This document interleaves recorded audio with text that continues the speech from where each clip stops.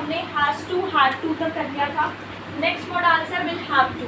Will have to का मतलब होता है करना पड़ेगा, क्योंकि आप ये टेंसेस में देख चुके हो कि विल लग जाता है मतलब फ्यूचर की बात हो रही है। विल हैव टू करना पड़ेगा। You will have to face trouble some or one day, कि तुम्हें एक ना एक दिन परेशानी झेलनी पड़ेगी। You will have to face trouble some or one day.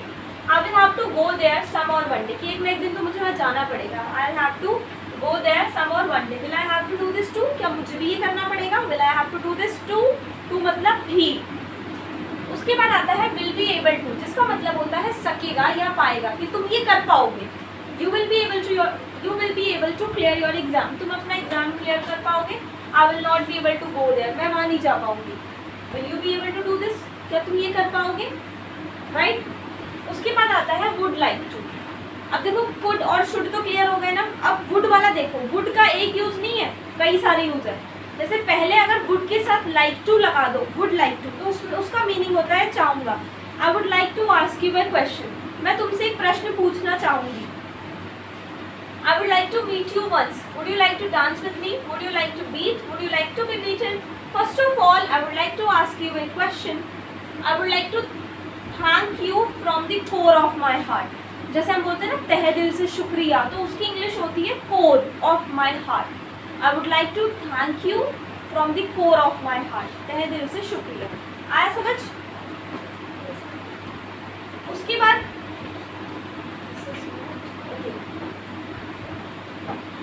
आप देखो यूज टू। अब यहाँ पर यूज टू के दो मीनिंग होते हैं। यूज टू के दो मीनिंग होते हैं।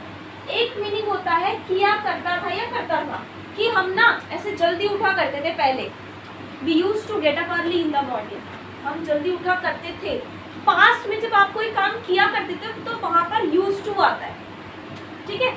जैसे I use to get up early in the morning, you used to wake me up, तुम मुझे उठाया करते थे।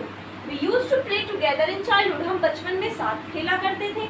He didn't use to go to school, वो स्कूल नहीं जाया करता था। Did he used to sleep only for 2 hours? क्या वो सिर्फ 2 घंटे ही सोता था, ठीक है। अच्छा, अगर सेंटेंस में एक बार यूज टू आ जाए तो यूज टू दोबारा प्रयोग नहीं करना, उसकी जगह पर हर बार वुड का यूज होगा। तो ये क्या हो गया, second use of would. Second use of would, कि मैं आता था और तुम जाते थे।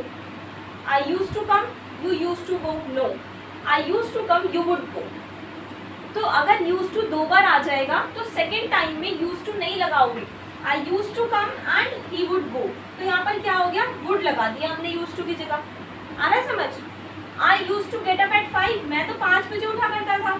Then I would study for 2 hours, और फिर मैं 2 घंटे पढ़ाई किया करता था। तो I would study, I use to study नहीं आएगा, फिर आई वुड स्टडी आएगा।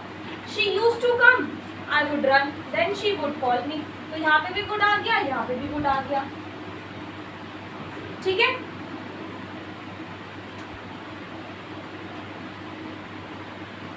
उसके बाद एक और वुड का यूज होता है। वुड का यूज क्या होता है, जब पास्ट में फ्यूचर की बात हो, बीते हुए कल में आने वाले कल की बात हो। जैसे मुझे पता था, ये क्या है, पास्ट है। मुझे पता था, क्या है, पास्ट, कि वो जीतेगा, ये क्या है, फ्यूचर है।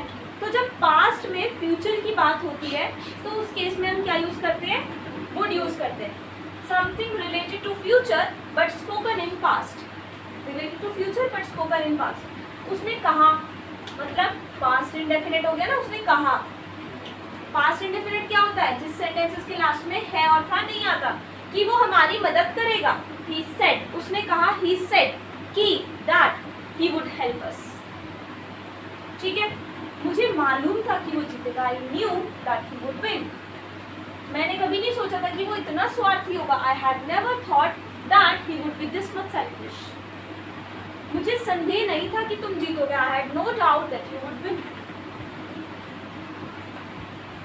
मुझे लगा कि वो कभी नहीं आएगा। I thought that he would never come. समझ में आ गया वुड की यूज। उसके बाद एक और वुड है which is used for request. Request के लिए यूज होता है। Would you please help me once, क्या तुम मेरी मदद कर दोगे। Would you please open the door, gate खोलोगे, मतलब फॉर्मल लैंग्वेज में यूज होता है, घर पे नहीं। Would you please, formal official language. उसके बाद this is not in your course. Last, the one, that's it. So this is the topic of modals.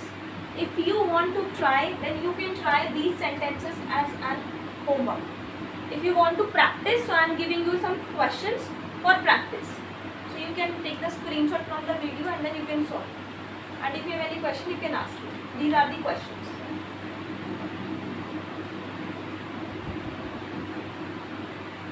Okay.